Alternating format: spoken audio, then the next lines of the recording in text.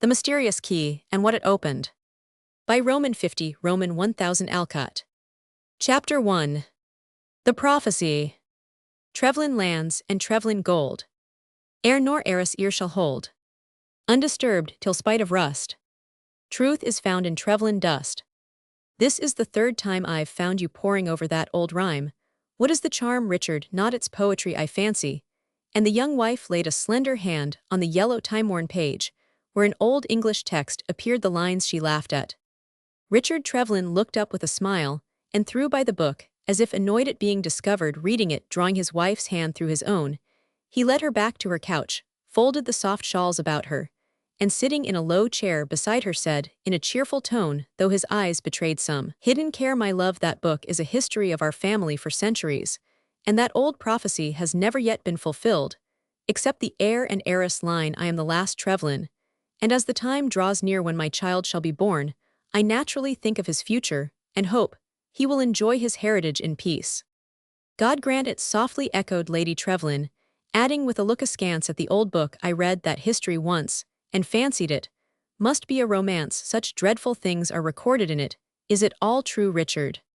"Yes, dear, I wish it was not. Ours has been a wild, unhappy race, till the last generation or two. The stormy nature came in with old Sir Ralph, the fierce Norman knight, who killed his only son in a fit of wrath by a blow with his steel gauntlet, because the boy's strong will would not yield to his." "Yes, I remember, and his daughter Clotilda held the castle during a siege, and married her cousin Count Hugo. 'Tis a warlike race, and I like it in spite of the mad deeds. Married her cousin, that has been the bane of our family, in times past, being too proud to mate elsewhere. We have kept to ourselves, till idiots and lunatics began to appear. My father was the first who broke the law among us, and I followed his example, choosing the freshest, sturdiest flower I could find to transplant into our exhausted soil. I hope it will do you honor by blossoming bravely. I never forget that you took me from a very humble home, and have made me the happiest wife in England. And I never forget that you, a girl of 18, consented to leave your hills, and come to cheer the long-deserted house of an old man like me," returned her husband fondly. "Nay, don't call yourself old, Richard. You are only 45, the boldest, handsomest man in Warwickshire. But lately, you look worried. What is it? Tell me, and let me advise or comfort you." "It is nothing, Alice, except my natural anxiety for you. Well, Kingston, what do you want?" Trevlin's tender tones grew sharp as he addressed the entering servant, and the smile on his lips vanished, leaving them dry and white. As he glanced at the card he handed him an instant, he stood staring at it, then asked, "Is the man here?" "In the library, sir." "Ill comes."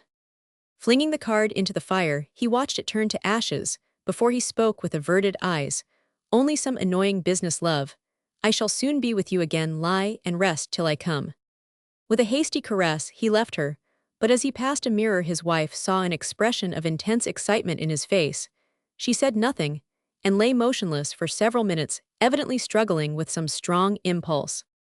"He is ill and anxious, but hides it from me. I have a right to know, and hell forgive me when I prove that it does no harm."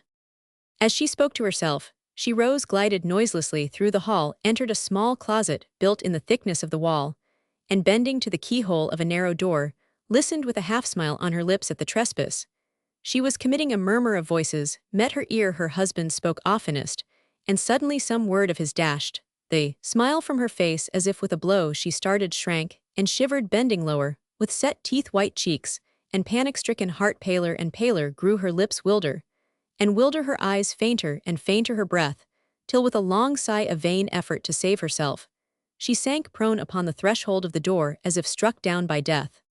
"Mercy on us, my lady, are you ill?" cried Hester the maid, as her mistress glided into the room, looking like a ghost. Half an hour later.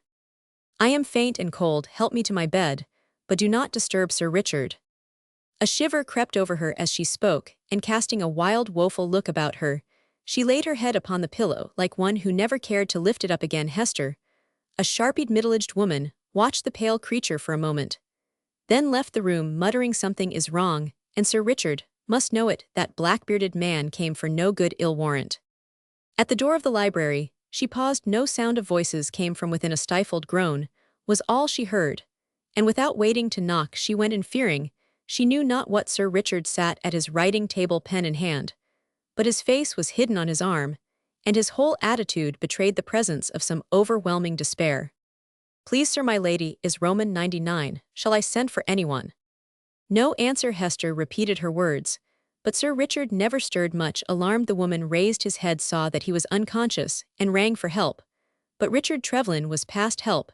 Though he lingered for some hours, he spoke, but once murmuring faintly, "Will Alice come to say good-bye?" "Bring her, if she can come," said the physician. Hester went, found her mistress lying, as she left her, like a figure carved in stone. When she gave the message, Lady Trevelyan answered sternly, "Tell him I will not come," and turned her face to the wall with an expression which daunted the woman too much for another word. Hester whispered the hard answer to the physician, fearing to utter it aloud, but Sir Richard heard it, and died, with a despairing prayer for pardon on his lips. When day dawned, Sir Richard lay in his shroud, and his little daughter in her cradle, the one unwept, the other unwelcomed by the wife and mother, who 12 hours before had called herself the happiest woman in England. They thought her dying, and at her own command, gave her the sealed letter bearing her address, which her husband left behind him. She read it, laid it in her bosom, and waking from the trance, which seemed to have so strongly chilled and changed her, besought those about her, with passionate earnestness, to save her life.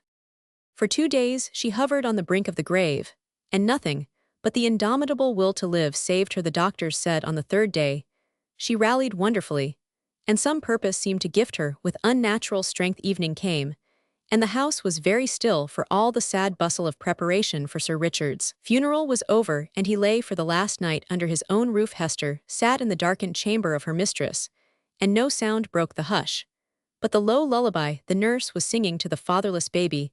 In the adjoining room, Lady Trevelyan seemed to sleep, but suddenly put back the curtain, saying abruptly, "Where does he lie?" "In the state chamber, my lady," replied Hester, anxiously watching the feverish glitter of her mistress, the flush on her cheek, and the unnatural calmness of her manner. "Help me to go there, I must see him." "It would be your death, my lady, I beseech." "You don't think of it," began the woman, but Lady Trevelyan seemed not to hear her, and something in the stern pallor of her face awed the woman into submission.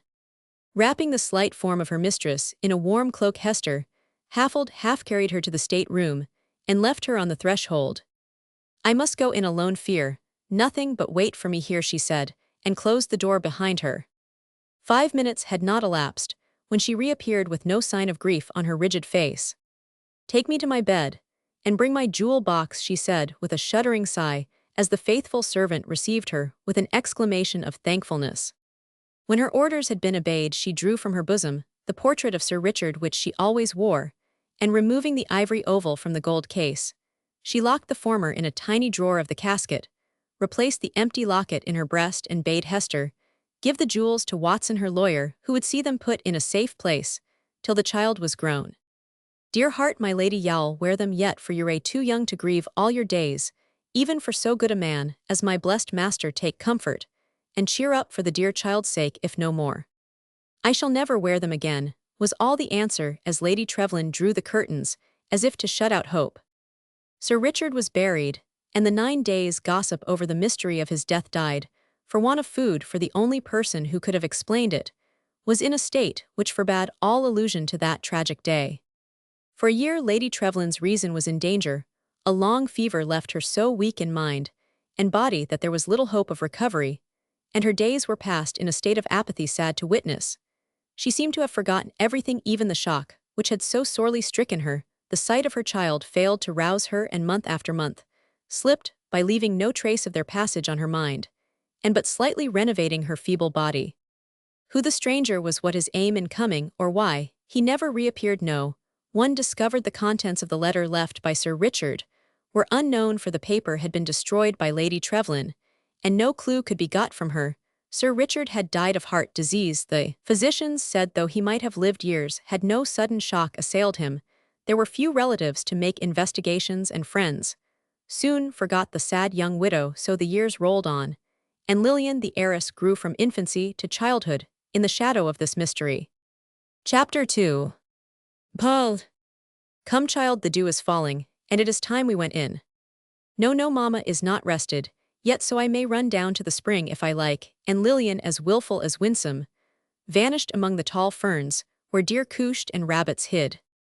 Hester leisurely followed, looking as unchanged as if a day instead of 12 years had passed since her arms received the little mistress, who now ruled her like a tyrant she had taken, but a few steps when the child came flying back exclaiming in an excited tone, "Oh, come quick! There's a man there, a dead man, I saw him and I am frightened." "Nonsense, child, it's one of the keepers asleep, or some stroller who has no business here. Take my hand, and we'll see who it is." Somewhat reassured, Lillian led her nurse to one of the old oaks beside the path, and pointed to a figure lying half hidden in the fern, a slender, swarthy boy of 16, with curly black hair, dark brows, and thick lashes, a singularly stern mouth, and a general expression of strength and pride, which added character to his boyish face and dignified his poverty. His dress betrayed that, being dusty and threadbare, his shoes much worn, and his possessions contained in the little bundle on which he pillowed his head, he was sleeping like one quite spent with weariness, and never stirred though Hester bent away the ferns and examined him closely. "He's not dead, my dearie, he's asleep, poor lad, worn out with his day's tramp. I dare say I'm glad he's alive. And I wish he'd wake up. He's a pretty boy, isn't he? See what nice hands he's got.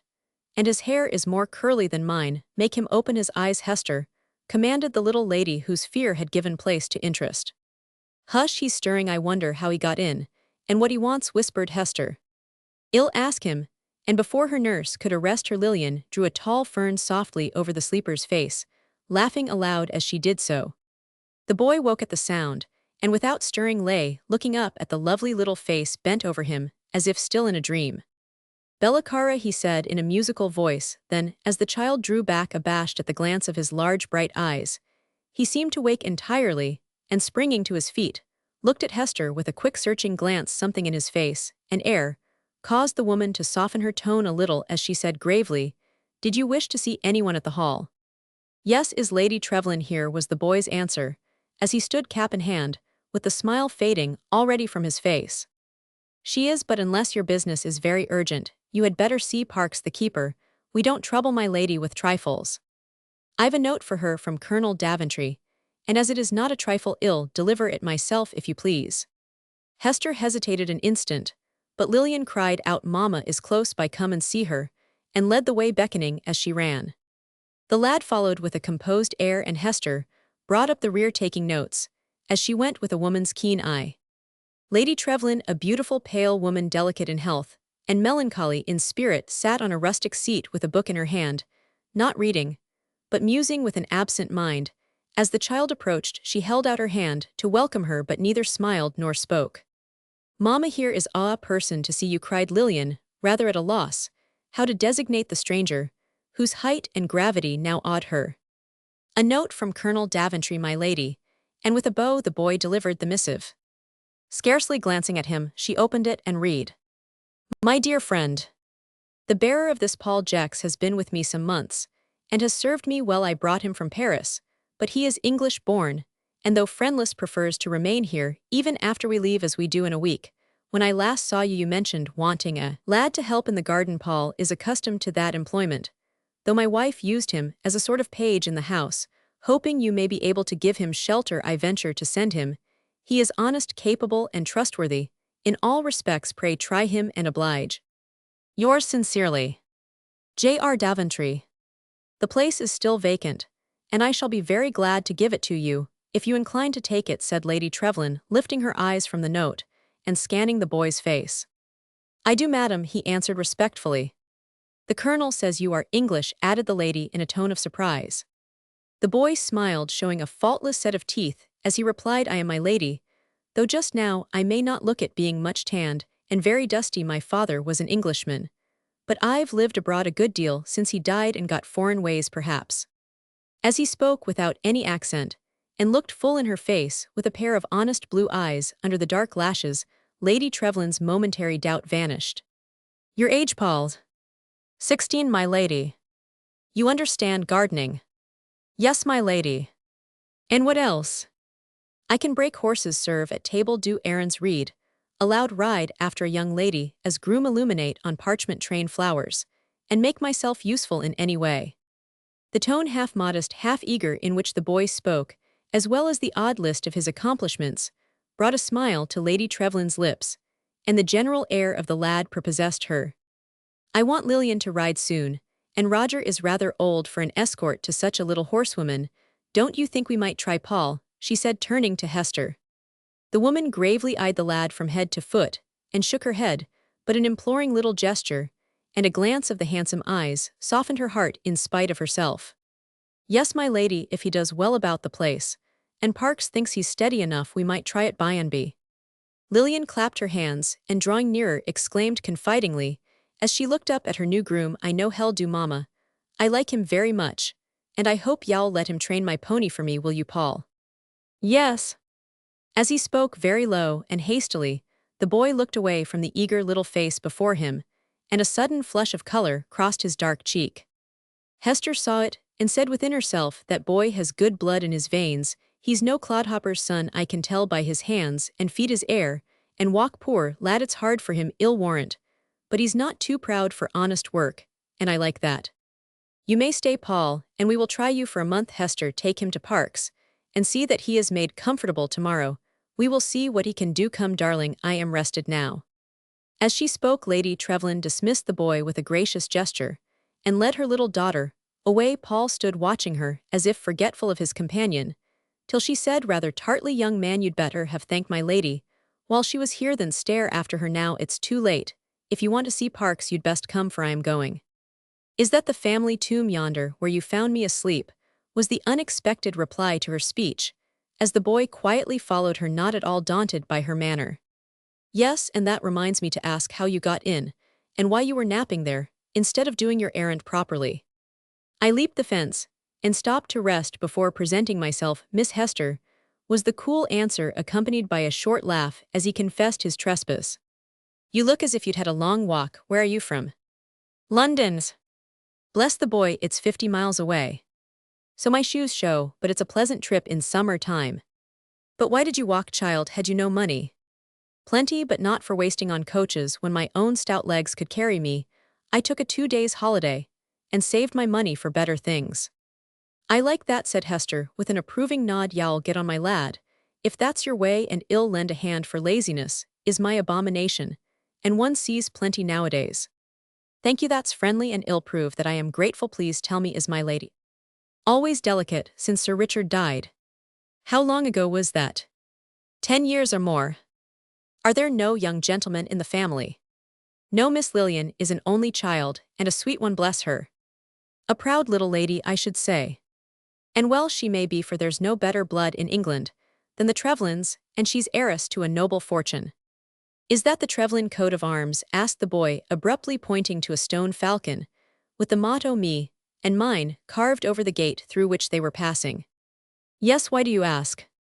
"Mere curiosity. I know something of heraldry, and often paint these things for my own pleasure.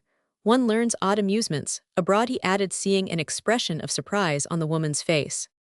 "Y'all have little time for such matters here. Come in and report yourself to the keeper. And if y'all take my advice, ask no questions of him, for y'all get no answers." "I seldom ask questions of men, as they are not fond of gossip," and the boy nodded with a smile of mischievous significance as he entered the keeper's lodge. "A sharp lad, and a saucy if he likes ill. Keep my eye on him, for my lady takes no more thought of such things than a child, and Lillian cares for nothing but her own will. He has a taking way with him, though, and knows how to flatter. It's well he does, poor lad, for life's a hard matter to a friendless soul like him." As she thought these thoughts, Hester went on to the house, leaving Paul to win the good graces of the keeper, which he speedily did, by assuming an utterly different manner from that he had worn with the woman. That night, when the boy was alone in his own room, he wrote a long letter in Italian describing the events of the day, enclosed a sketch of the falcon and motto, directed it to Father Cosmo Carmela Genoa, and lay down to sleep, muttering with a grim look and a heavy sigh, "So far so well, I'll not let my heart be softened by pity or my purpose change, till my promise is kept. Pretty child, I wish I had never seen her." Chapter 3. Secret Service. In a week Paul was a favorite with the household. Even prudent Hester felt the charm of his presence, and owned that Lillian was happier for a young companion in her walks. Hitherto the child had led a solitary life, with no playmates of her own age, such being the will of my lady. Therefore she welcomed Paul as a new and delightful amusement, considering him her private property, and soon transferring his duties from the garden to the house. Satisfied of his merits, my lady yielded to Lillian's demands, and Paul was installed as page to the young lady. Always respectful and obedient, he never forgot his place, yet seemed unconsciously to influence all who approached him and win the goodwill of everyone.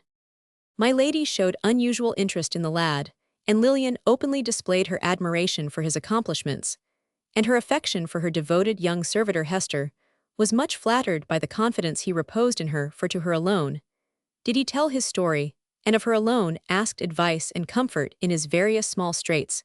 It was as she suspected. Paul was a gentleman's son, but misfortune had robbed him of home, friends, and parents, and thrown him upon the world to shift for himself. This sad story touched the woman's heart, and the boy's manly spirit. One respect, she had lost a son years ago, and her empty heart yearned over the motherless lad. Ashamed to confess the tender feeling, she wore her usual severe manner to him in public, but in private softened wonderfully, and enjoyed the boy's regard heartily. "Paul, come in.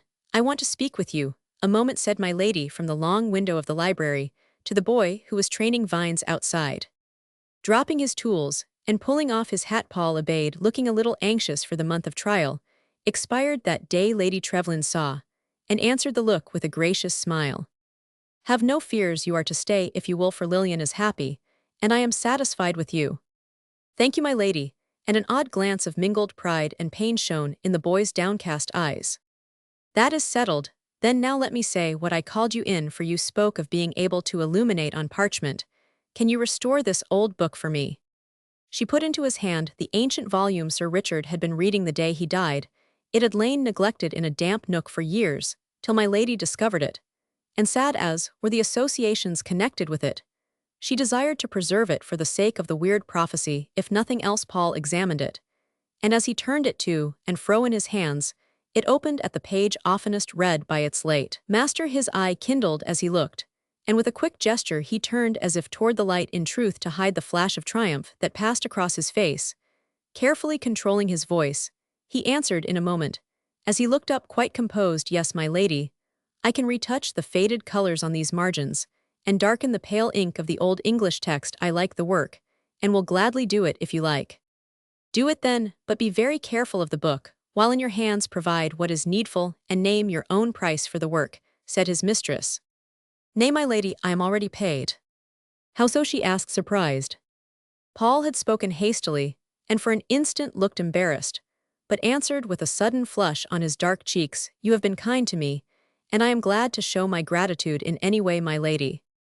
Let that pass, my boy. Do this little service for me, and we will see about the recompense afterward." And with a smile, Lady Trevlyn left him to begin his work. The moment the door closed behind her, a total change passed over Paul. He shook his clenched hand after her with a gesture of menace, then tossed up the old book, and caught it with an exclamation of delight as he reopened it at the worn page and reread the inexplicable verse. Another proof, the work goes bravely on, Father Cosmo, and boy, as I am ill, keep my word in spite of everything," he muttered. "What is that y'all keep, lad?" said a voice behind him. "I'll keep my word to my lady, and do my best to restore this book, Mrs. Hester," he answered, quickly recovering himself. "Ah, that's the last book poor master read. I hid it away, but my lady found it in spite of me," said Hester with a doleful sigh. "Did he die suddenly?" then asked the boy. "Dear heart, yes. I found him dying in this room with the ink scarce dry on the letter. He left for my lady a mysterious business, and a sad one." "Tell me about it. I like sad stories, and I already feel as if I belong to the family, a loyal retainer, as in the old times, while you dust the books, and I rub the mold off this old cover. Tell me the tale, please, Mrs. Hester." She shook her head, but yielded to the persuasive look and tone of the boy, telling the story more fully than she intended, for she loved talking, and had come to regard Paul as her own almost. "And the letter, what was in it?" asked the boy, as she paused at the catastrophe. "No one ever knew but my lady. She destroyed it then."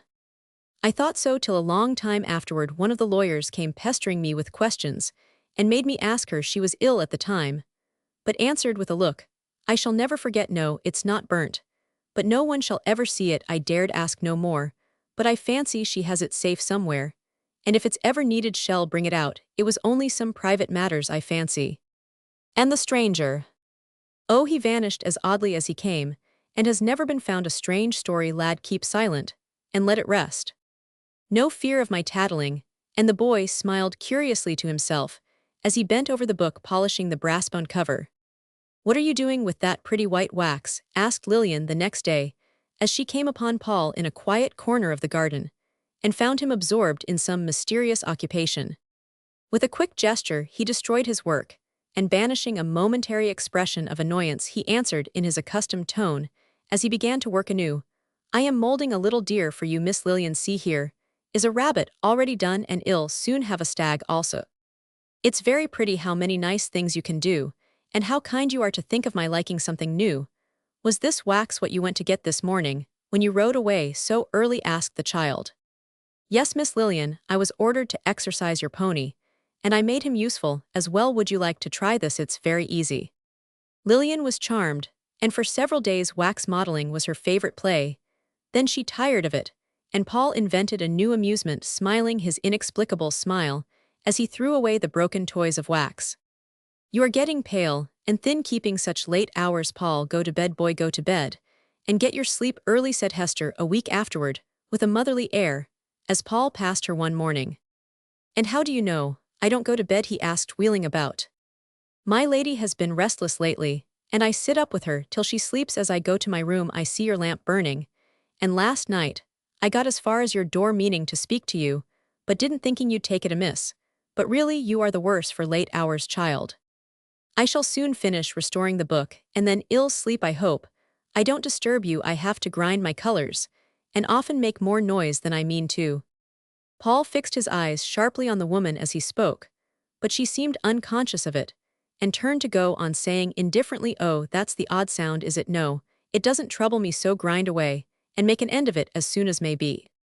An anxious fold in the boy's forehead smoothed itself away, as he left her, saying to himself with a sigh of relief, a narrow escape. It's well I keep the door locked. The boy's light burned no more after that, and Hester was content, till a new worry came to trouble her on her way to her room late one night. She saw a tall shadow flit down one of the side corridors that branched from the main one. For a moment she was startled, but being a woman of courage, she followed noiselessly, till the shadow seemed to vanish in the gloom of the great hall. If the house ever owned a ghost, it'd say, that's it, but it never did so. I suspect some deviltry ill step. To Paul, he's not asleep. I dare say he's a brave and a sensible lad, and with him ill quietly searched the house.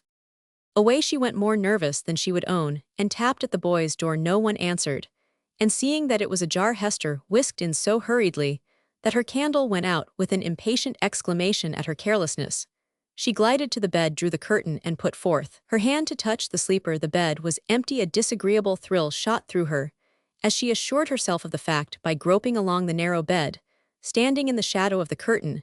She stared about the dusky room, in which objects were visible by the light of a new moon. Lord bless me, what is the boy about? I do believe it was him I saw in the— She got no further in her mental exclamation, for the sound of light approaching footsteps neared her, slipping around the bed. She waited in the shadow, and a moment after Paul appeared, looking pale and ghostly, with dark disheveled hair, wide open eyes, and a cloak thrown over his shoulders. Without a pause he flung it off, laid himself in bed, and seemed to sleep at once. Paul, Paul, whispered Hester, shaking him, after a pause of astonishment at the whole proceeding. Hey, what is it? And he sat up, looking drowsily about him. Come, come, no tricks, boy. What are you doing trailing about the house at this hour, and in such trim? Why, Hester, is it you? He exclaimed with a laugh, as he shook off her grip, and looked up at her in surprise. Yes, and well, it is me. If it had been any of those silly girls, the house would have been roused by this time. What mischief is afoot, that you leave your bed, and play ghost in this wild fashion? Leave my bed? Why, my good soul, I haven't stirred, but have been dreaming with all my might these 2 hours. What do you mean, Hester? She told him as she relit her lamp, and stood eyeing him sharply the while. When she finished he was silent a minute, then said, looking half vexed and half ashamed, I see how it is, and I am glad you alone have found me out. I walk in my sleep sometimes, Hester, that's the truth. I thought I'd got over it, but it's come back, you see, and I am sorry for it. Don't be troubled, I never do any mischief or come to any harm. I just take a quiet promenade and march back to bed again. Did I frighten you? Just a trifle, but it's nothing, poor lad. You'll have to have a bedfellow or be locked up. It's dangerous to go roaming about in this way. said Hester anxiously.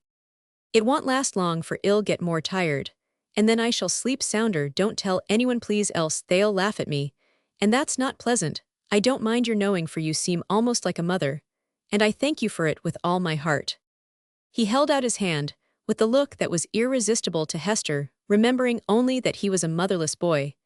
She stroked the curly hair off his forehead, and kissed him with the thought of her own son warm at her heart. Good night, dear. I'll say nothing, but give you something that will ensure quiet sleep hereafter. With that she left him, but would have been annoyed, could she have seen the convulsion of boyish merriment which took possession of him when alone, for he laughed till the tears ran down his cheeks. Chapter 4. Vanished.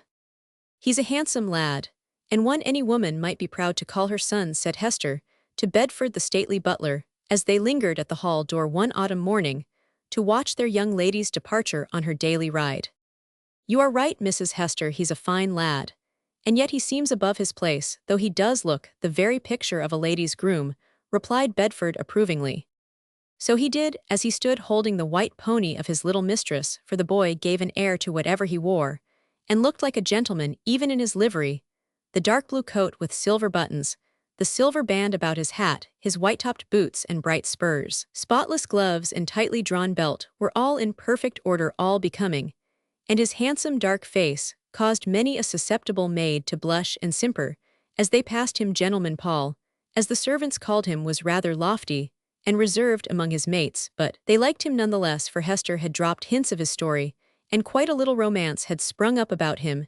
He stood leaning against the docile creature, sunk in thought, and quite unconscious of the watchers and whisperers close by, but as Lillian appeared, he woke up, attended to his duties like a well-trained groom, and lingered over his task as if he liked it. Down the avenue he rode behind her, but as they turned into a shady lane Lillian beckoned, saying in the imperious tone habitual to her, ride near me, I wish to talk. Paul obeyed and amused her with the chat she liked, till they reached a hazel copse. Here he drew rein, and leaping down, gathered a handful of ripe nuts for her. How nice, let us rest a minute here, and while I eat a few, please pull some of those flowers for Mamma. She likes a wild nosegay better than any I can bring her from the garden. Lillian ate her nuts till Paul came to her with a hatful of late flowers, and standing by her held the impromptu basket, while she made up a bouquet to suit her taste. You shall have a posy too, I like you to wear one in your buttonhole, as the ladies' grooms do in the park, said the child, settling a scarlet poppy in the blue coat. Thanks, Miss Lillian, I'll wear your colors with all my heart, especially today, for it is my birthday. And Paul looked up at the blooming little face with unusual softness in his keen blue eyes. Is it? Why then, you're 17, almost a man, aren't you? Yes, thank heaven, muttered the boy half to himself. I wish I was as old. I shan't be in my teens till autumn. I must give you something, Paul, because I like you very much, and you are always doing kind things for me. What shall it be? And the child held out her hand with a cordial look and gesture that touched the boy. With one of the foreign fashions which sometimes appeared when he forgot himself, he kissed the small hand, saying impulsively, my dear little mistress, I want nothing but your goodwill and your forgiveness, he added under his breath. You have that already, Paul, and I shall find something to add to it. But what is that? And she laid hold of a little locket, which had slipped into sight as Paul bent forward in his salute. He thrust it back, coloring so deeply that the child observed it, and exclaimed with a mischievous laugh, It is your sweetheart, Paul. I heard Bessie, my maid, tell Hester she was sure you had one, because you took no notice of them. Let me see it. Is she pretty? Very pretty, answered the boy without showing the picture. Do you like her very much? Questioned Lillian, getting interested in the little romance. Very much, in Paul's black eyelashes. Would you die for her, as they say in the old songs? Asked the girl melodramatically. Yes, Miss Lillian, or live for her, which is harder. Dear me, how very nice it must be to have anyone care for one so much, said the child innocently. I wonder if anybody ever will for me. Love comes to all soon or late, and maketh gay or sad. For every bird will find its mate, and every lass a lad, sang Paul, quoting one of Hester's songs, and looking relieved that Lillian's thoughts had strayed from him, but he was mistaken. Shall you marry this sweetheart of yours some day? Asked Lillian, turning to him with a curious yet wistful look. Perhaps. You look as if there was no perhaps about it, said the child, quick to read the kindling of the eye, and the change in the voice that accompanied the boy's reply. "She is very young, and I must wait, and while I wait many things may happen to part us." "Is she a lady?" "Yes, a well-born lovely little lady, and I'll marry her, if I live." Paul spoke with a look of decision, and a proud lift of the head, that contrasted curiously with the badge of servitude he wore. Lillian felt this, and asked with a sudden shyness coming over her, "But you are a gentleman, and so no one will mind even if you are not rich." "How do you know what I am?" he asked quickly. "I heard Hester tell the housekeeper that you were not what you seemed, and one day she hoped you'd get your right place again. I asked Mama about it, and she said she would not let me be with you so much if you were not a fit companion for me. I was not to speak of it, but she means to be your friend, and help you by and be." "Does she?"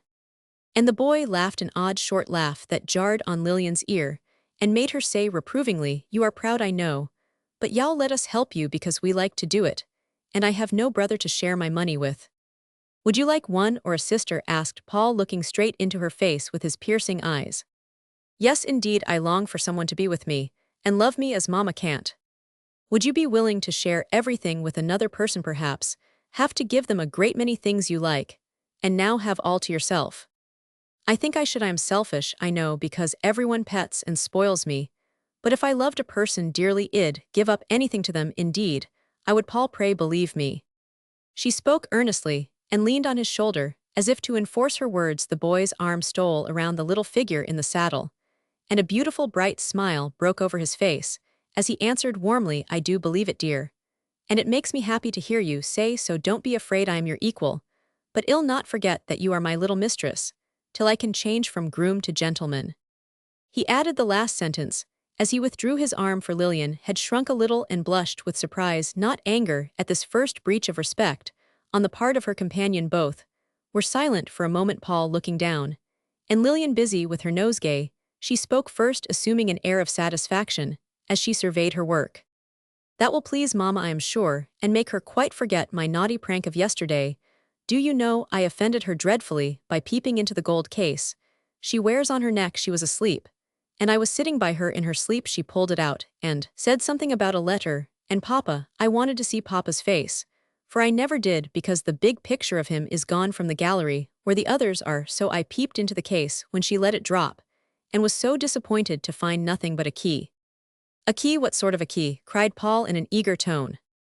"Oh, a little silver one like the key of my piano, or the black cabinet." She woke, and was very angry to find me meddling. "What did it belong to?" asked Paul.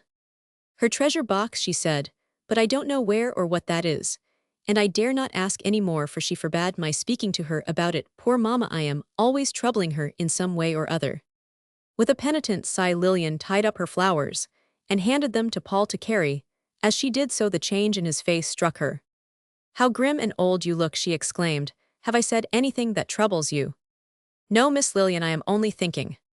"Then I wish you wouldn't think, for you get a great wrinkle in your forehead, your eyes grow almost black, and your mouth looks fierce. You are a very odd person, Paul, one minute as gay as any boy, and the next as grave and stern as a man with a deal of work to do." "I have got a deal of work to do, so no wonder I look old and grim." "What work, Paul's?" "To make my fortune, and win my lady."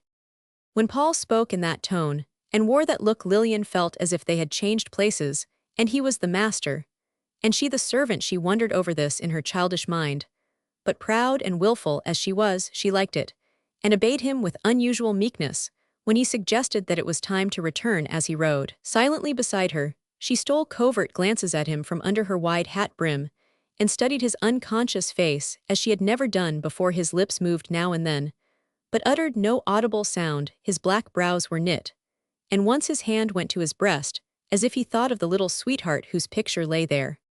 "He's got a trouble, I wish he'd tell me, and let me help him, if I can ill make him show me that miniature someday, for I am interested in that girl," thought Lillian with a pensive sigh. As he held his hand for her little foot, in dismounting her at the hall door, Paul seemed to have shaken off his grave mood, for he looked up and smiled at her with his blithest expression. But Lillian appeared to be the thoughtful one now, and with an air of dignity very pretty and becoming, thanked her young squire in a stately manner, and swept into the house looking tall and womanly in her flowing skirts. Paul laughed as he glanced after her, and flinging himself onto his horse rode away to the stables at a reckless pace, as if to work off some emotion for which he could find no other vent. "Here's a letter for you, lad, all the way from some place. In Italy, who do you know there?" said Bedford, as the boy came back. With a hasty thank you, Paul caught the letter, and darted away to his own room there to tear it open, and after reading a single line to drop into a chair, as if he had received a sudden blow. Growing paler and paler, he read on, and when the letter fell from his hands, he exclaimed in a tone of despair, how could he die at such a time? For an hour the boy sat thinking intently with locked door, curtained window, and several papers strewn before him, letters, memoranda, plans, drawings, and bits of parchment, all of which he took from a small locked portfolio, always worn about him. Over these he pored with a face in which hope, despondency, resolve, and regret alternated. Rapidly taking the locket out, he examined a ring which lay in one side, and the childish face which smiled on him from the other. His eyes filled as he locked and put it, by saying tenderly, "Dear little heart, I'll not forget or desert her. Whatever happens, time must help me, and to time I must leave my work. One more attempt, and then I am off. I'll go to bed now, Hester, but while you get my things ready, I'll take a turn in the corridor. The air will refresh me." As she spoke, Lady Trevlyn drew her wrapper about her, and paced softly down the long hall, lighted only by fitful gleams of moonlight, and the ruddy glow of the fire at the far end. Was the state chamber never used now, and never visited except by Hester, who occasionally went in to dust and air it, and my lady, who always passed the anniversary of Sir Richard's death alone there? The gallery was very dark, and she seldom went farther than the last window in her restless walks. But as she now approached, she was startled to see a streak of yellow light under the door. She kept the key herself, and neither she nor Hester had been there that day. A cold shiver passed over her, for, as she looked, the shadow of a foot darkened the light for a moment, and vanished as if someone had noiselessly passed. Obeying a sudden impulse, my lady sprang forward, and tried to open the door. It was locked, but as her hand turned the silver knob, a sound, as if a drawer softly closed, met her ear. She stooped to the keyhole, but it was dark, a key evidently being in the lock. She drew back and flew to her room, snatched the key from her dressing table, and bidding Hester follow, returned to the hall. "What is it, my lady?" cried the woman, alarmed at the agitation of her mistress. "A light, a sound, a shadow in the state chamber. Come quick," cried Lady Trevlyn, adding, as she pointed to the door, there, the light shines underneath. Do you see it?" "No, my lady, it's dark," returned Hester. It was but never pausing, my lady thrust in the key, and to her surprise, it turned, the door flew open, and the dim still room was before them. Hester boldly entered, and while her mistress slowly followed, she searched the room, looking behind the tall screen by the hearth, up the wide chimney, in the great wardrobe, and under the ebony cabinet, where all the relics of Sir Richard were kept. Nothing appeared, not even a mouse, and Hester turned to my lady with an air of relief. But her mistress pointed to the bed, shrouded in dark velvet hangings, and whispered breathlessly, "You forgot to look there." Hester had not forgotten, but in spite of her courage and good sense, she shrank a little from looking at the spot where she had last seen her master's dead face. She believed the light and sound to be phantoms of my lady's distempered fancy, and searched merely to satisfy her. The mystery of Sir Richard's death still haunted the minds of all who remembered it, and even Hester felt a superstitious dread of that room. With a nervous laugh, she looked under the bed, and drawing back the heavy curtains, said soothingly, "You see, my lady, there's nothing there." But the words died on her lips, for as the pale glimmer of the candle pierced the gloom of that funeral couch, both saw a face upon the pillow, a pale face framed in dark hair and beard, with closed eyes, and the stony look the dead, where a loud long shriek that roused the house broke from Lady Trevlyn, as she fell senseless at the bedside, and dropping both curtain and candle, Hester caught up her mistress, and fled from the haunted room, locking the door behind her. In a moment, a dozen servants were about them, and into their astonished ears, Hester poured her story, while vainly trying to restore her lady. Great was the dismay, and intense the unwillingness of anyone to obey, when Hester ordered the men to search the room again, for she was the first to regain her self-possession. "Where's Paul? He's the heart of a man, boy, though he is," she said angrily, as the men hung back. "He's not here, Lord. Maybe it was him a-playing tricks, though it ain't like him," cried Bessie, Lillian's little maid. "No, it can't be him, for I locked him in myself. He walks in his sleep sometimes, and I was afraid he'd startle my lady. Let him sleep, this would only excite him, and set him to marching again. Follow me, Bedford, and James. I am not afraid of ghosts or rogues." With a face that belied her words, Hester led the way to the awful room, and flinging back the curtain resolutely looked in. The bed was empty, but on the pillow was plainly visible the mark of a head, and a single scarlet stain as of blood. At that sight Hester turned pale, and caught the butler's arm, whispering with a shudder, "Do you remember the night we put him in his coffin, the drop of blood that fell from his white lips? Sir Richard has been here." "Good Lord, Mom, don't say that. We can never rest in our beds if such things are to happen," gasped Bedford, backing to the door. "It's no use to look. We've found all we shall find, so go your ways and tell no one of this," said the woman in a gloomy tone, and having assured herself that the windows were fast, Hester locked the room and ordered everyone but Bedford and the housekeeper to bed. "Do you sit outside my lady's door till morning," she said to the butler, "and you, Mrs. Price, help me to tend my poor lady, for if I am not mistaken this night's work will bring on the old trouble." Morning came, and with it a new alarm, for though his door was fast locked, and no foothold for even a sparrow outside the window, Paul's room was empty, and the boy nowhere to be found. Chapter 5. A Hero.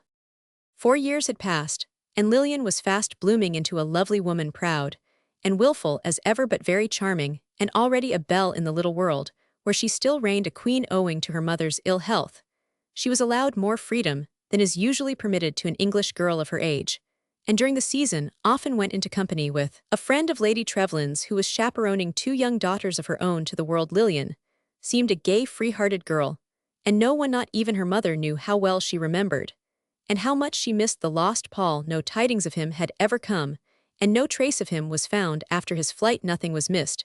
He went without his wages, and no reason could be divined for his departure, except the foreign letter. Bedford remembered it, but forgot what postmark it bore, for he had only been able to decipher Italy. My lady made many inquiries and often spoke of him, but when month after month passed, and no news came, she gave him up, and on Lillian's account feigned to forget him. Contrary to Hester's fear, she did not seem the worse for the nocturnal fright, but evidently connected the strange visitor with Paul, or after a day or two of nervous exhaustion, returned to her usual state of health. Hester had her own misgivings, but being forbidden to allude to the subject, she held her peace, after emphatically declaring that Paul would yet appear to set her mind at rest. "Lillian, Lillian, I've such news for you. Come and hear a charming little romance, and prepare to see the hero of it," cried Maud Churchill, rushing into her friend's pretty boudoir one day in the height of the season. Lillian lay on a couch, rather languid after a ball, and listlessly begged Maud to tell her story, for she was dying to be amused. "Well, my dear, just listen, and you'll be as enthusiastic as I am," cried Maud, and throwing her bonnet on one chair, her parasol on another, and her gloves anywhere, she settled herself on the couch, and began. "You remember reading in the papers some time ago that fine account of the young man who took part in the Italian Revolution, and did that heroic thing with the bombshell?" "Yes, what of him?" asked Lillian, sitting up. "He is my hero, and we're to see him tonight." Go on, tell all, and tell it quickly," she cried. "You know, the officers were sitting somewhere holding a council, while the city, I forget the name, was being bombarded, and how a shell came into the midst of them, how they sat paralyzed expecting it to burst, and how this young man caught it up and ran out with it, risking his own life to save theirs." Yes, I remember," and Lillian's listless face kindled at the recollection.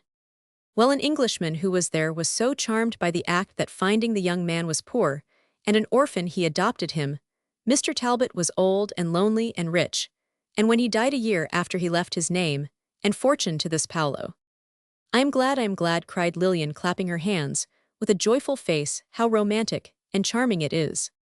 "Isn't it? But, my dear creature, the most romantic part is to come. Young Talbot served in the war, and then came to England to take possession of his property. It's somewhere down in Kent, a fine place, and good income all his. And he deserves it. Mamma heard a deal about him from Mrs. Langdon, who knew old Talbot, and has seen the young man. Of course, all the girls are wild to behold him, for he is very handsome and accomplished, and a gentleman by birth. But the dreadful part is that he is already betrothed to a lovely Greek girl who came over at the same time, and is living in London with a companion quite elegantly. Mrs. Langdon says, for she called and was charmed. This girl has been seen by some of our gentlemen friends, and they already rave about the fair Helene, for that's her name." Here Maud was forced to stop for breath, and Lillian had a chance to question her. "How old is she?" "About 18 or 19, they say." "Very pretty. Ravishing, regularly Greek, and divine, Fred Raleigh says." When is she to be married? Don't know when Talbot gets settled, I fancy. And he as charming as she. Quite, I am told he's just of age, and is in appearance, as in everything else, a hero of romance. How came your mother to secure him for tonight?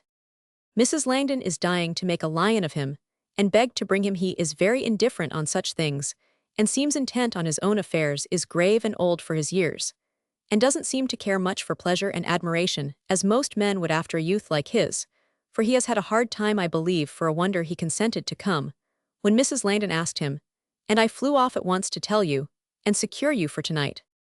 1,000 thanks. I meant to rest, for Mamma frets about my being so gay, but she won't object to a quiet evening with you. What shall we wear? And here the conversation branched off on the all-absorbing topic of dress. When Lillian joined her friend that evening, the hero had already arrived, and stepping into a recess, she waited to catch a glimpse of him. Maud was called away, and she was alone when the crowd about the inner room thinned, and permitted young Talbot to be seen. Well for Lillian that no one observed her at that moment, for she grew pale, and sank into a chair, exclaiming below her breath, "It is Palmy Paul." She recognized him instantly, in spite of increased height, a dark mustache, and martial bearing. It was Paul, older, graver, handsomer, but still her Paul, as she called him with a flush of pride and delight, as she watched him, and felt that of all there she knew him best, and loved him most, for the childish affection still existed, and this discovery added a tinge of romance that made it doubly dangerous as well as doubly pleasant. Will he know me? She thought, glancing at a mirror, which reflected a slender figure with bright hair, white arms, and brilliant eyes, a graceful little head proudly carried, and a sweet mouth, just then very charming as it smiled, till pearly teeth shone between the ruddy lips. I am glad I am not ugly, and I hope he'll like me, she thought, as she smoothed the golden ripples on her forehead, settled her sash, and shook out the folds of her airy dress. In a flutter of girlish excitement, "I'll pretend not to know him when we meet, and see what he will do," she said, with a wicked sense of power for being forewarned. She was forearmed, and fearing no betrayal of surprise on her own part, was eager to enjoy any of which he might be guilty. Leaving her nook, she joined a group of young friends, and held herself prepared for the meeting. Presently she saw Maud and Mrs. Langdon approaching, evidently intent on presenting the hero to the heiress. "Mr. Talbot, Miss Trevelyan," said the lady, and looking up with a well-assumed air of indifference, Lillian returned the gentleman's bow with her eyes fixed full upon his face. Not a feature of that face changed, and so severely unconscious of any recognition was it that the girl was bewildered for a moment. She fancied she had been mistaken in his identity, and a pang of disappointment troubled her, but as he moved a chair for Maud, she saw on the one ungloved hand a little scar which she remembered well, for he received it in saving her from a dangerous fall. At the sight, all the happy past rose before her, and if her telltale eyes had not been averted, they would have betrayed her. A sudden flush of maidenly shame dyed her cheek, as she remembered that last ride, and the childish confidences then interchanged. This Helen was the little sweetheart whose picture he wore, and now, in spite of all obstacles, he had won both fortune and ladylove. The sound of his voice recalled her thoughts, and glancing up, she met the deep eyes fixed on her with the same steady look they used to wear. He had addressed her, but what he said she knew not, beyond a vague idea that it was some slight allusion to the music going on in the next room. With a smile which would serve for an answer to almost any remark, she hastily plunged into conversation with a composure that did her credit in the eyes of her friends, who stood in awe of the young hero, for all were but just out. "Mr. Talbot hardly needs an introduction here, for his name is well known among us, though this is perhaps his first visit to England," she said, flattering herself that this artful speech would entrap him into the reply she wanted. With a slight frown, as if the allusion to his adventure rather annoyed him, and a smile that puzzled all but Lillian, he answered very simply, "It is not my first visit to this hospitable island. I was here a few years ago for a short time, and left with regret." "Then you have old friends here," and Lillian watched him as she spoke. They had doubtless forgotten me, now," he said, with a sudden shadow marring the tranquility of his face. "Why doubt them? If they were true friends, they will not forget." The words were uttered impulsively, almost warmly, but Talbot made no response except a polite inclination and an abrupt change in the conversation. "That remains to be proved. Do you sing, Miss Trevelyan?" A little, and Lillian's tone was both cold and proud. "A great deal, and very charmingly," added Maud, who took pride in her friend's gifts, "both of voice and beauty. Come, dear, there are so few of us you will sing I know Mama desired me to ask you when Edith had done. To her surprise, Lillian complied and allowed Talbot to lead her to the instrument, still hoping to win some sign of recognition from him. The girl chose an air he taught her, and sang it with a spirit and skill that surprised the listeners who possessed no key to her mood. At the last verse her voice suddenly faltered, but Talbot took up the song and carried her safely through it with his well-tuned voice. "You know the air," then she said in a low tone, as a hum of commendation followed the music. "All Italians sing it, though few do it like yourself," he answered, quietly restoring the fan he had held while standing beside her. "Provoking boy, why won't he know me?" thought Lillian, and her tone was almost petulant as she refused to sing again. Talbot offered his arm and led her to a seat behind which stood a little statuette of a child, holding a fawn by a daisy chain. "Pretty, isn't it?" she said, as he paused to look at it instead of taking the chair before her. "I used to enjoy modeling tiny deer and hinds in wax, as well as making daisy chains is sculpture, among the many accomplishments which rumor tells us you possess. Know those who like me have their own fortunes to mold, find time for little else," he answered gravely, still examining the marble group. Lillian broke her fan with an angry flirt, for she was tired of her trial, and wished she had openly greeted him at the beginning, feeling now how pleasant it would have been to sit chatting of old times, while her friends dared hardly address him at all. She was on the point of calling him by his former name, when the remembrance of what he had been arrested the words on her lips. He was proud, would he not dread to have it known, that in his days of adversity he had been a servant, for if she betrayed her knowledge of his past, she would be forced to tell where and how that knowledge was gained. No better wait till they met alone. She thought he would thank her for her delicacy, and she could easily explain her motive. He evidently wished to seem a stranger. For once she caught a gleam of the old mirthful mischief in his eye as she glanced up unexpectedly. He did remember her, she was sure, yet was trying her perhaps. As she tried him well, she would stand the test and enjoy the joke by and by. With this fancy in her head, she assumed a gracious air and chatted away in her most charming style, feeling both gay and excited, so anxious was she to please, and so glad to recover her early friend. A naughty whim seized her as her eye fell on a portfolio of classical engravings, which someone had left in disorder on a table near her. Tossing them over, she asked his opinion of several, and then handed him one in which Helen of Troy was represented as giving her hand to the irresistible Paris. "Do you think her worth so much bloodshed and deserving so much praise?" she asked, vainly trying to conceal the significant smile that would break loose on her lips and sparkle in her eyes. Talbot laughed, the short boyish laugh so familiar to her ears, as he glanced from the picture to the arch questioner, and answered in a tone that made her heart beat with a nameless pain and pleasure, so full of suppressed ardor was it. "Yes, all for love, or the world well lost, is a saying I heartily agree to. La belle Hélène is my favorite heroine, and I regard Paris as the most enviable of men.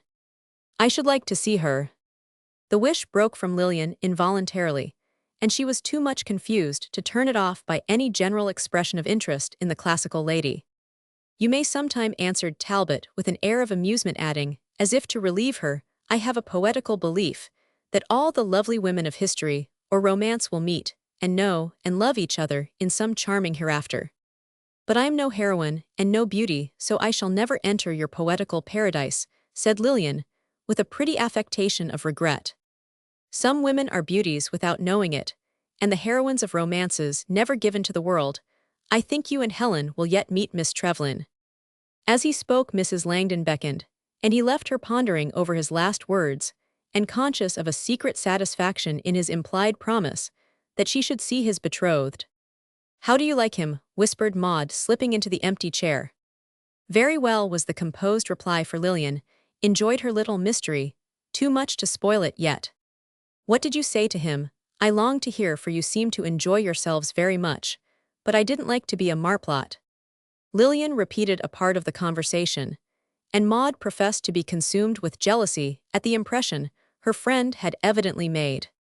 "It is folly to try to win the hero, for he is already won, you know," answered Lillian, shutting the cover on the pictured Helen with a sudden motion, as if glad to extinguish her. "Oh dear no, Mrs. Langdon just told Mama that she was mistaken about their being engaged, for she asked him, and he shook his head, saying Helen was his ward. But that is absurd, for he's only a boy himself. It's very odd, isn't it? Never mind, I shall soon know all about it." "How?" cried Maud, amazed at Lillian's assured manner. "Wait a day or two, and I'll tell you a romance in return for yours. Your mother beckons to me, so I know Hester has come. Good night, I've had a charming time." And with this tantalizing adieu, Lillian slipped away. Hester was waiting in the carriage, but as Lillian appeared, Talbot put aside the footman and handed her in, saying very low in the well-remembered tone, "Good night, my little mistress." Chapter 6. Fair Helen. To no one but her mother and Hester did Lillian confide the discovery. She had made none of the former servants, but old Bedford remained with them. Until Paul chose to renew the old friendship, it was best to remain silent. Great was the surprise and delight of Our Lady and Hester at the good fortune of their protégé, and many the conjectures as to how he would explain his hasty flight. "You will go and see him, want you, mamma, or at least inquire about him," said Lillian, eager to assure the wanderer of a welcome, for those few words of his had satisfied her entirely. "No, dear, it is for him to seek us. Until he does, I shall make no sign. He knows where we are. And if he chooses, he can renew the acquaintance so strangely broken off. Be patient, and above all things remember, Lillian, that you are no longer a child," replied my lady, rather disturbed by her daughter's enthusiastic praises of Paul. "I wish I was, for then I might act as I feel, and not be afraid of shocking the proprieties," and Lillian went to bed to dream of her hero. For 3 days she stayed at home expecting Paul, but he did not come, and she went out for her usual ride in the park, hoping to meet him. An elderly groom now rode behind her, and she surveyed him with extreme disgust, as she remembered the handsome lad who had once filled that place. Nowhere did Paul appear, but in the Ladies' Mile she passed an elegant brougham in which sat a very lovely girl and a mild old lady. "That is Talbot's fiancée," said Maud Churchill, who had joined her. "Isn't she beautiful?" "Not at allies, very," was Lillian's somewhat peculiar reply, for jealousy and truth had a conflict just then. "He's so perfectly absorbed and devoted that I am sure that story is true. So adieu to our hopes," laughed Maud. "Did you have any goodbye? I must go," and Lillian rode home at a pace which caused the stout groom great distress. "Mamma, I've seen Paul's betrothed," she cried, running into her mother's boudoir. "And I have seen Paul himself," replied my lady with a warning look, for there he stood with half-extended hand, as if waiting to be acknowledged. Lillian forgot her embarrassment in her pleasure, and made him an elaborate curtsy, saying with a half-merry, half-reproachful glance, "Mr. Talbot is welcome in whatever guise he appears." "I choose to appear as Paul, then, and offer you a seat, Miss Lillian," he said, assuming as much of his boyish manner as he could. Lillian took it, and tried to feel at ease, but the difference between the lad she remembered and the man she now saw was too great to be forgotten.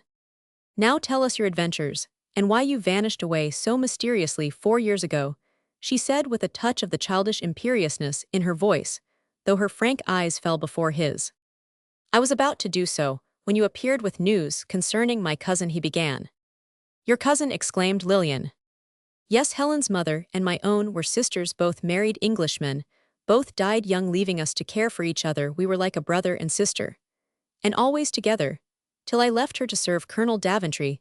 The death of the old priest, to whom I entrusted her, recalled me to Genoa, for I was then her only guardian. I meant to have taken leave of you, my lady, properly, but the consequences of that foolish trick of mine frightened me away in the most unmannerly fashion." "Ah, it was you then in the state chamber? I always thought so," and Lady Trevlyn drew a long breath of relief.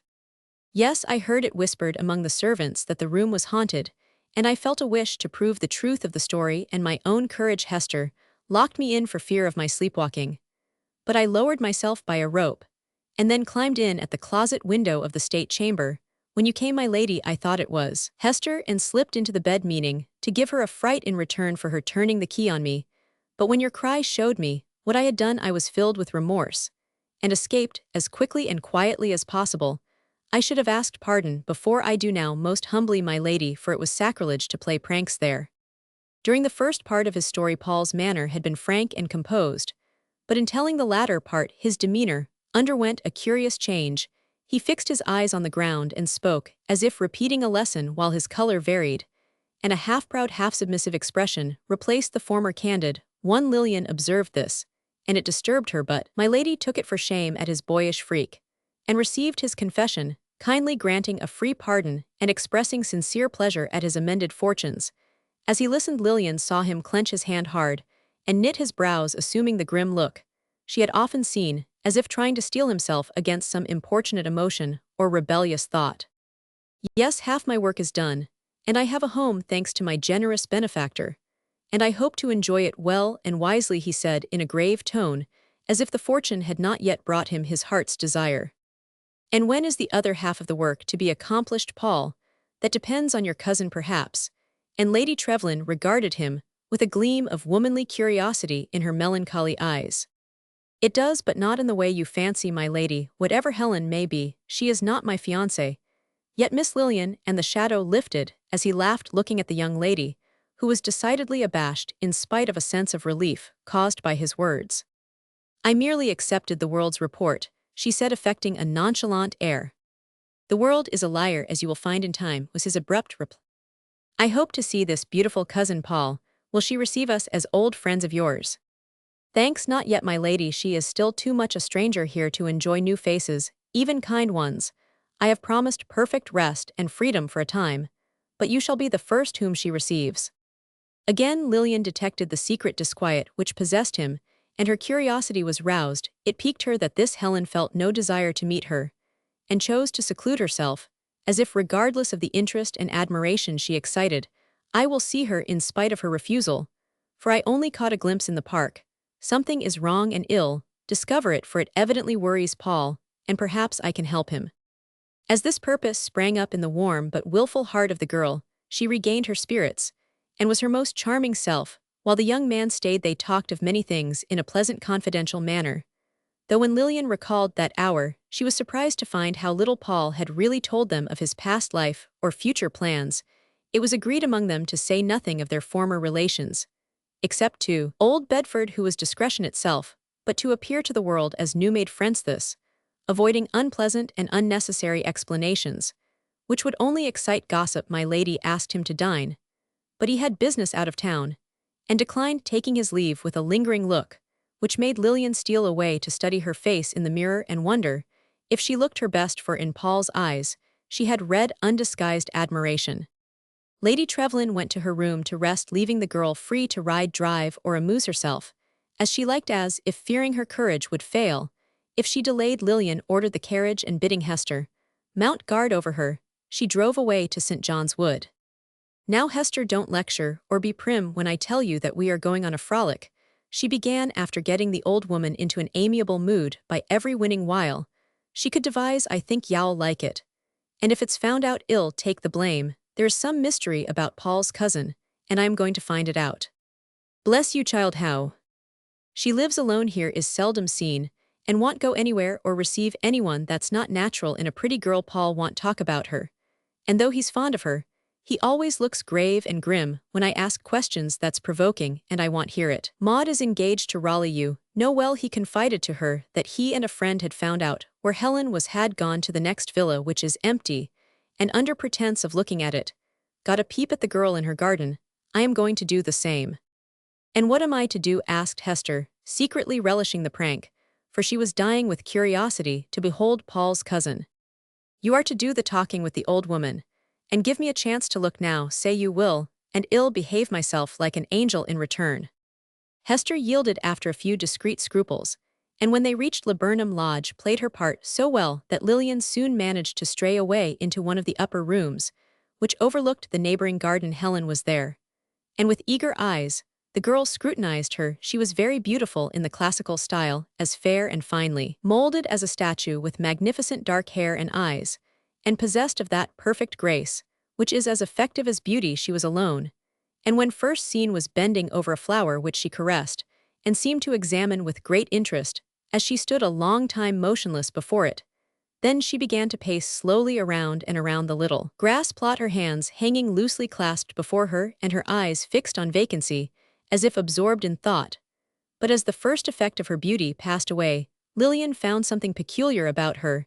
It was not the somewhat foreign dress and ornaments she wore, it was in her face, her movements, and the tone of her voice, for as she walked, she sang a low, monotonous song, as if unconsciously. Lillian watched her keenly, marking the aimless motions of the little hands, the apathy of the lovely face, and the mirthless accent of the voice.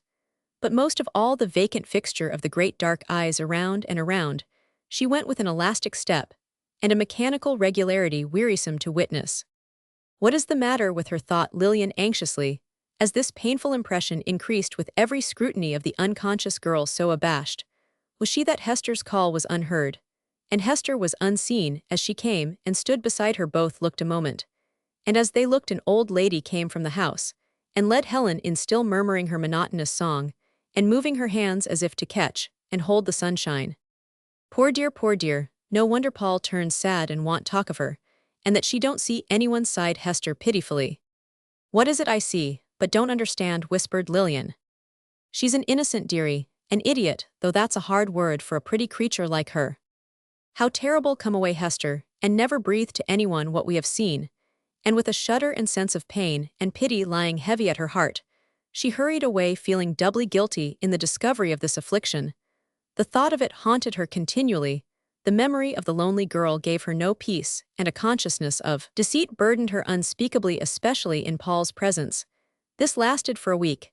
Then Lillian resolved to confess, hoping that, when he found she knew the truth, he would let her share his cross and help to lighten it. Waiting her opportunity, she seized a moment when her mother was absent, and with her usual frankness spoke out impetuously. Paul, I've done wrong, and I can have no peace till I am pardoned. I have seen Helen. Where, when, and how? He asked, looking disturbed, and yet relieved. She told him rapidly, and as she ended, she looked up at him with her sweet face so full of pity, shame, and grief, it would have been impossible to deny her anything. Can you forgive me for discovering this affliction?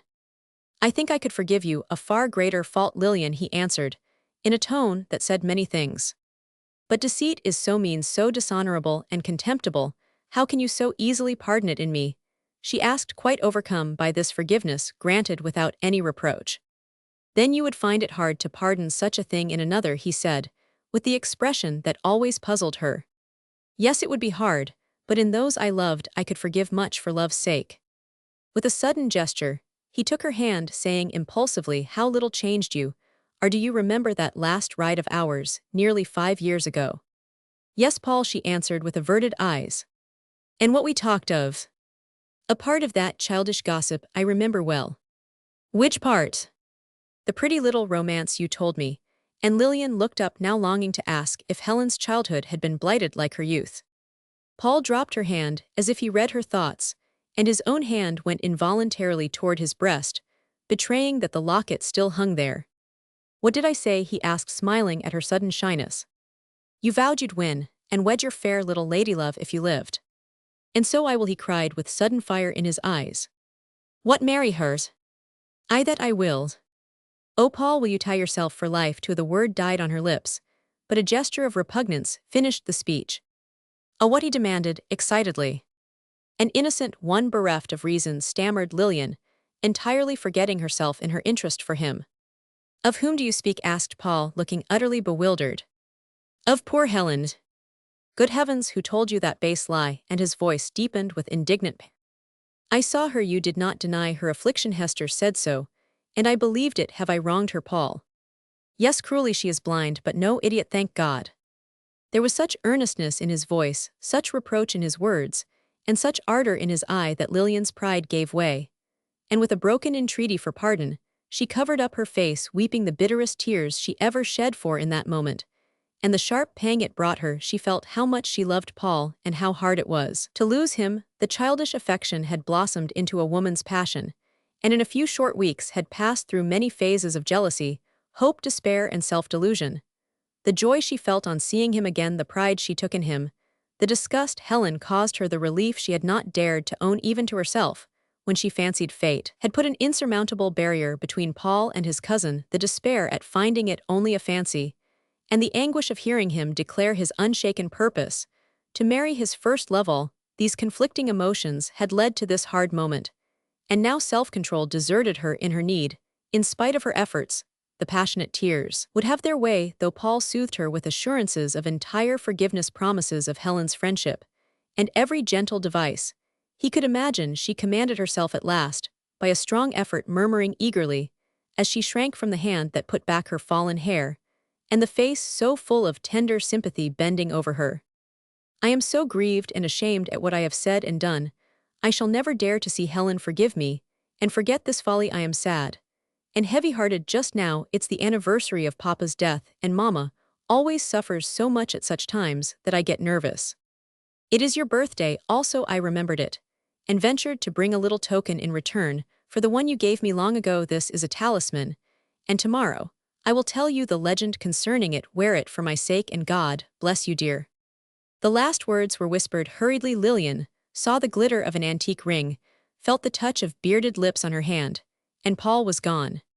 But as he left the house, he set his teeth, exclaiming low to himself, "Yes, tomorrow there shall be an end of this. We must risk everything, and abide the consequences now. Ill have no more torment for any of us." Chapter 7. The Secret Key. "Is Lady Trevelyan at home, Bedford?" asked Paul, as he presented himself at an early hour next day, wearing the keen, stern expression, which made him look 10 years older than he was. "No, sir, my lady, and Miss Lillian went down to the hall last night." "No ill news, I hope," and the young man's eye kindled, as if he felt a crisis at hand.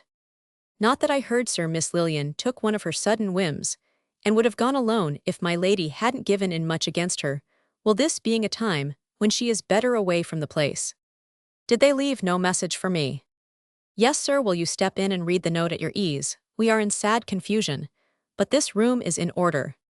Leading the way to Lillian's boudoir, the man presented the note, and retired a few hasty lines from my lady, regretting the necessity of this abrupt departure, yet giving no reason for it, hoping they might meet next season, but making no allusion to seeing him at the hall, desiring Lillian's thanks and regards, but closing with no hint of Helen, except compliments. Paul smiled as he threw it into the fire, saying to himself, "Poor lady. She thinks she has escaped the danger by flying, and Lillian tries to hide her trouble from me. Tender little heart, ill comfort it without delay." He sat looking about the dainty room, still full of tokens of her presence. The piano stood open, with a song he liked upon the rack, a bit of embroidery, whose progress he had often watched, lay in her basket, with the little thimble near it. There was a strew of papers on the writing table, torn notes, scraps of drawing and ball cards. A pearl-colored glove lay on the floor, and in the grate the faded flowers he had brought 2 days before. As his eye roved to and fro, he seemed to enjoy some happy dream broken too soon by the sound of servants shutting up the house. He arose, but lingered near the table, as if longing to search for some forgotten hint of himself. "No, there has been enough lock-picking and stealthy work. Ill do no more for her sake. This theft will harm no one and tell no tales," and snatching up the glove, Paul departed. "Helen, the time has come. Are you ready?" he asked, entering her room an hour later. "I am ready," and rising, she stretched her hand to him with a proud expression, contrasting painfully with her helpless gesture. "They have gone to the hall, and we must follow. It is useless to wait longer. We gain nothing by it, and the claim must stand on such proof as we have or fall for want of that one link. I am tired of disguise. I want to be myself, and enjoy what I have won unless I lose it all. Paul, whatever happens, remember we cling together and share good or evil fortune, as we always have done. I am a burden, but I cannot live without you, for you are my world. Do not desert me."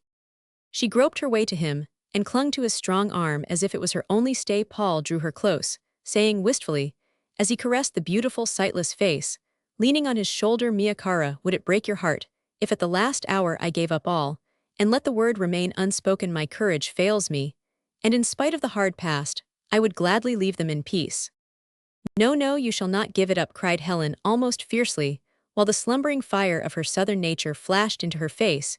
"You have waited so long, worked so hard, suffered so much. You must not lose your reward. You promised, and you must keep the promise. But it is so beautiful, so noble to forgive and return a blessing for a curse. Let us bury the old feud, and right the old wrong in a new way. Those two are so blameless. It is cruel to visit the sins of the dead on their innocent heads.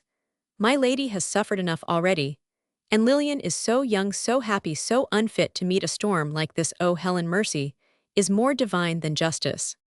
Something moved Paul deeply, and Helen seemed about to yield when the name of Lillian wrought a subtle change in her. The color died out of her face, her black eyes burned with a gloomy fire, and her voice was relentless as she answered, while her frail hands held him fast, "I will not let you give it up. We are as innocent as they. We have suffered more, and we deserve our rights, for we have no sin to expiate. Go on, Paul, and forget the sentimental folly that unmans you." Something in her words seemed to sting or wound him. His face darkened, and he put her away, saying briefly, "Let it be so then, in an hour we must go." On the evening of the same day, Lady Trevelyan and her daughter sat together in the octagon room at the hall. Twilight was falling, and candles were not yet brought, but a cheery fire blazed in the wide chimney, filling the apartment with a ruddy glow, turning Lillian's bright hair to gold, and lending a tinge of color to my lady's pallid cheeks. The girl sat on a low lounging chair before the fire, her head on her hand, her eyes on the red embers, her thoughts where my lady lay on her couch, a little in the shadow, regarding her daughter, with an anxious air, for over the young face, a somber change had passed, which filled her with disquiet. "You are out of spirits, love," she said at last, breaking the long silence, as Lillian gave an unconscious sigh, and leaned wearily into the depths of her chair. "Yes, mamma, a little." "What is it, are you ill?" "No, mamma, I think London gaiety is rather too much for me. I am too young for it, as you often say, and I've found it out." "Then it is only weariness that makes you so pale and grave, and so bent on coming back here." Lillian was the soul of truth, and with a moment's hesitation, answered slowly, "Not that alone, mamma. I am worried about other things. Don't ask me what, please." "But I must ask, tell me, child, what things have you seen? Anyone had letters, or been annoyed in any way about nothing?" My lady spoke with sudden energy, and rose on her arm, eyeing the girl with unmistakable suspicion and excitement. "No, mamma, it's only a foolish trouble of my own," answered Lillian, with a glance of surprise, and a shamefaced look, as the words reluctantly left her lips. "Ah, a love trouble, nothing more, thank God for that," and my lady sank back, as if a load was off her mind. "Tell me all, my darling, there is no confidant like a mother." "You are very kind, and perhaps you can cure my folly if I tell it. And yet I am ashamed," murmured the girl, then yielding to an irresistible impulse, "to ask help and sympathy," she added, in an almost inaudible tone, "I came away to escape from Paul." "Because he loves you?" Lillian asked my lady, with a frown and a half-smile. "Because he does not love me, mamma," and the poor girl hid her burning cheeks in her hands, as if overwhelmed with maidenly shame at the implied confession of her own affection. "My child, how is this? I cannot but be glad that he does not love you, yet it fills me with grief to see that this pains you. He is not a mate for you, Lillian, remember this, and forget the transient regard that has sprung up from that early intimacy of yours. He is well-born, and now my equal in fortune, and oh, so much my superior in all gifts of mind and heart," sighed the girl, still with hidden face, for tears were dropping through her slender fingers. "It may be, but there is a mystery about him, and I have a vague dislike to him, in spite of all that has passed. But darling, are you sure he does not care for you? I fancied I read a different story in his face, and when you begged to leave town so suddenly, I believed that you had seen this also, and kindly wished to spare him any pain." "It was to spare myself, oh mamma. He loves Helen, and will marry her, although she is blind. He told me this with a look I could not doubt, and so I came away to hide my sorrow," sobbed poor Lillian in despair. Lady Trevelyan went to her, and laying the bright head on her motherly bosom, said soothingly, as she caressed it, "My little girl, it is too soon for you to know these troubles, and I am punished for yielding to your entreaties for a peep at the gay world. It is now too late to spare you this. You have had your wish, and must pay its price dear. But Lillian, call pride to aid you, and conquer this fruitless love. It cannot be very deep as yet, for you have known Paul the man too short a time to be hopelessly enamored. Remember, there are others better, braver, more worthy of you, that life is long and full of pleasure yet untried. Have no fears for me, mamma. I'll not disgrace you or myself by any sentimental folly. I do love Paul, but I can conquer it, and I will give me a little time, and you shall see me quite myself again." Lillian lifted her head with an air of proud resolve that satisfied her mother, and with a grateful kiss stole away to ease her full heart alone.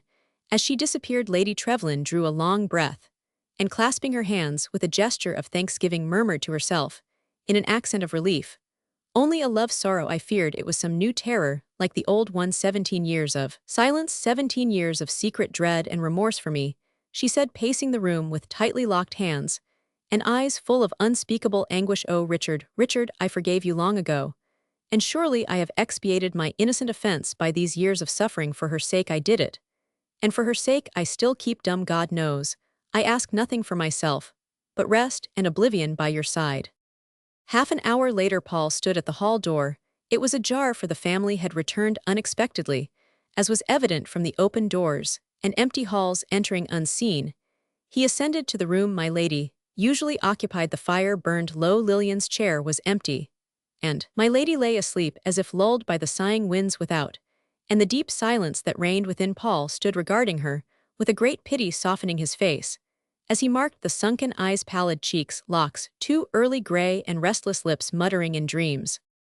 I wish I could spare her this, he sighed, stooping to wake her with a word, but he did not speak, for suddenly clutching the chain about her neck, she seemed to struggle with some invisible foe, and beat it off, muttering audibly, as she clenched her thin hands on the golden case. Paul leaned and listened as if the first word had turned him to stone till the paroxysm had passed, and with a heavy sigh my lady sank into a calmer sleep.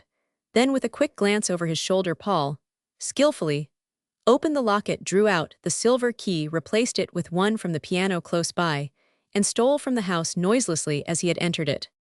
That night, in the darkest hour before the dawn, a figure went gliding through the shadowy park. To its most solitary corner here stood the tomb of the Trevlyns, and here the figure paused. A dull spark of light woke in its hand. There was a clank of bars, the creak of rusty hinges, then light and figure both seemed swallowed up. Standing in the tomb where the air was close and heavy, the pale glimmer of the lantern showed piles of moldering coffins in the niches, and everywhere lay tokens of decay and death.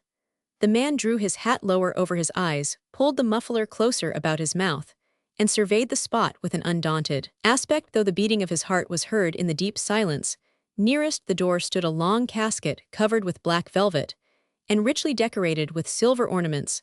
Tarnished, now the Trevlyns had been a stalwart race, and the last sleeper brought there had evidently been of goodly stature, for the modern coffin was as ponderous as the great oaken beds, where lay the bones of generations. Lifting the lantern, the intruder brushed the dust from the shield-shaped plate, read the name Richard Trevlyn and a date, and as if satisfied placed a key in the lock, half raised the lid, and averting his head, that he might not see the ruin 17 long years had made, he laid his hand on the dead breast, and from the folded shroud drew a mildewed paper.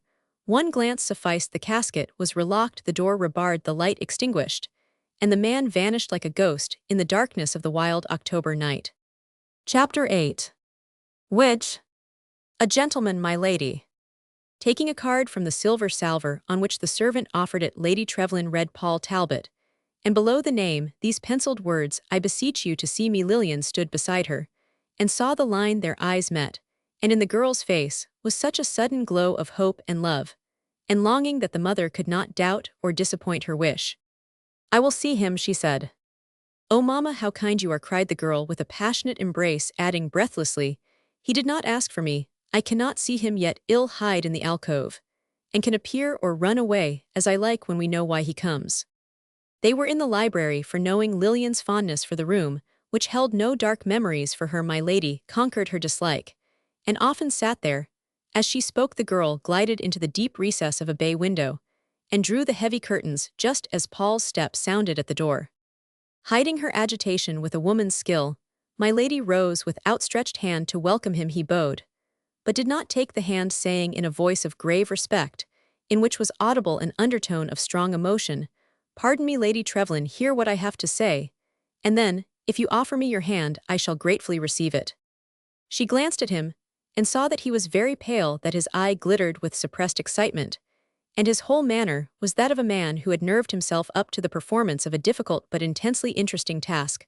Fancying these signs of agitation only natural in a young lover coming to woo, my lady smiled, reseated herself, and calmly answered, I will listen patiently. Speak freely, Paul, and remember I am an old friend. I wish I could forget it.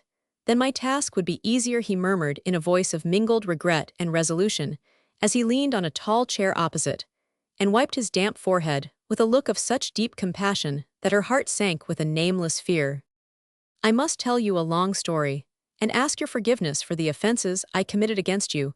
When a boy, a mistaken sense of duty guided me, and I obeyed it blindly. Now I see my error, and regret it, he said earnestly.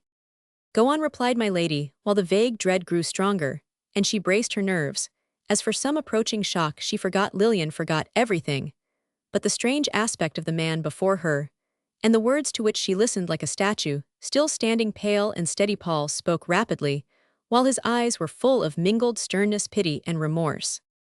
20 years ago, an English gentleman met a friend in a little Italian town, where he had married a beautiful wife. The wife had a sister as lovely as herself, and the young man during that brief stay loved and married her in a very private manner, lest his father should disinherit him a few months past. And the Englishman was called home to take possession of his title and estates, the father being dead. He went alone, promising to send for the wife. When all was ready, he told no one of his marriage, meaning to surprise his English friends by producing the lovely woman. Unexpectedly, he had been in England but a short time, when he received a letter from the old priest of the Italian town, saying the cholera had swept through it, carrying off half its inhabitants, his wife and friend among others. This blow prostrated the young man, and when he recovered, he hid his grief, shut himself up in his country house, and tried to forget accident. Threw in his way another lovely woman, and he married again. Before the first year was out, the friend whom he supposed was dead appeared, and told him that his wife still lived, and had borne him a child. In the terror and confusion of the plague, the priest had mistaken one sister for the other, as the elder did die. Yes, yes, I know, go on, gasped my lady with white lips and eyes that never left the narrator's face. This friend had met with misfortune, after flying from the doomed village. With the surviving sister they had waited long for, letters had written, and when no answer came, had been delayed by illness and poverty from reaching England. At this time, the child was born, and the friend, urged by the wife and his own interest, came here, learned that Sir Richard was married, and hurried to him in much distress.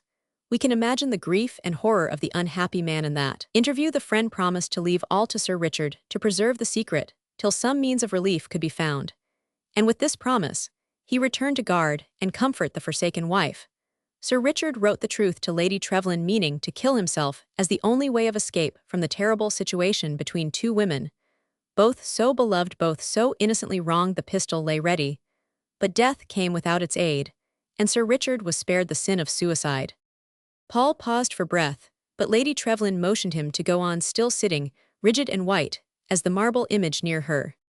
The friend only lived to reach home and tell the story. It killed the wife, and she died imploring the old priest to see her child righted, and its father's name secured to it. He promised, but he was poor. The child was a frail baby, and he waited. Years passed, and when the child was old enough to ask for its parents and demand its due, the proofs of the marriage were lost, and nothing remained but a ring, a bit of writing, and the name. The priest was very old, had neither friends' money nor proofs to help him, but I was strong and hopeful, and though a mere boy, I resolved to do the work. I made my way to England, to Trevelyan Hall, and by various stratagems, among which I am ashamed to say were false keys and feigned sleepwalking, I collected many proofs, but nothing which would satisfy a court. For no one but you knew where Sir Richard's confession was. I searched every nook and corner of the hall, but in vain, and began to despair, when news of the death of Father Cosmo recalled me to Italy, for Helen was left to my care.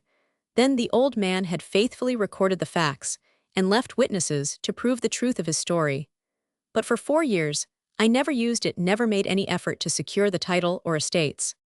Why not, breathed my lady in a faint whisper, as hope suddenly revived. Because I was grateful, and for the first time Paul's voice faltered. I was a stranger, and you took me in. I never could forget that, nor time many kindnesses bestowed upon the friendless boy. This afflicted me even while I was acting a false part, and when I was away my heart failed me, but Helen gave me no peace. For my sake she urged me to keep the vow made to that poor mother, and threatened to tell the story herself. Talbot's benefaction left me no excuse for delaying longer, and I came to finish the hardest task I can ever undertake. I feared that a long dispute would follow any appeal to law, and meant to appeal first to you, but fate befriended me, and the last proof was found. Found where? Cried Lady Trevelyan, springing up aghast. In Sir Richard's coffin, where you hid it, not daring to destroy, yet fearing to keep it. Who has betrayed me? And her eye glanced wildly about the room, as if she feared to see some spectral accuser. Your own lips, my lady. Last night I came to speak of this. You lay asleep, and in some troubled dream spoke of the paper safe in its writer's keeping, and your strange treasure here, the key of which you guarded day and night. I divined the truth, remembering Hester's stories. I took the key from your helpless hand, found the paper on Sir Richard's dead breast, and now demand that you confess your part in this tragedy. I do, I confess, I yield, I relinquish everything, and ask pity only for my child. Lady Trevelyan fell upon her knees before him with a submissive gesture, but imploring eyes, for amid the wreck of womanly pride and worldly fortune, the mother's heart still clung to its idol. Who should pity her, If not, God knows I would have spared her this blow if I could, but Helen would not keep silent, and I was driven to finish what I had begun. Tell Lillian this, and do not let her hate me."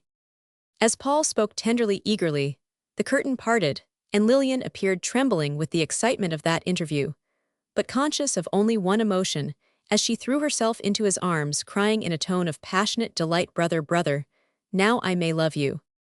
Paul held her close, and for a moment forgot everything, but the joy of that moment Lillian spoke, first looking up through tears of tenderness, her little hand laid caressingly against his cheek, as she whispered with sudden bloom in her own, "Now, I know why I loved you so well, and now I can see you marry Helen, without breaking my heart. Oh, Paul, you are still mine, and I care for nothing else." "But Lillian, I am not your brother." "Then in heaven's name, who are you?" she cried, tearing herself from his arms. "Your lover, dears." "Who then is the heir?" demanded Lady Trevlyn, springing up, as Lillian turned to seek shelter with her mother. "I am." Helen spoke, and Helen stood on the threshold of the door with a hard, haughty look upon her beautiful face. "You told your story badly, Paul," she said in a bitter tone.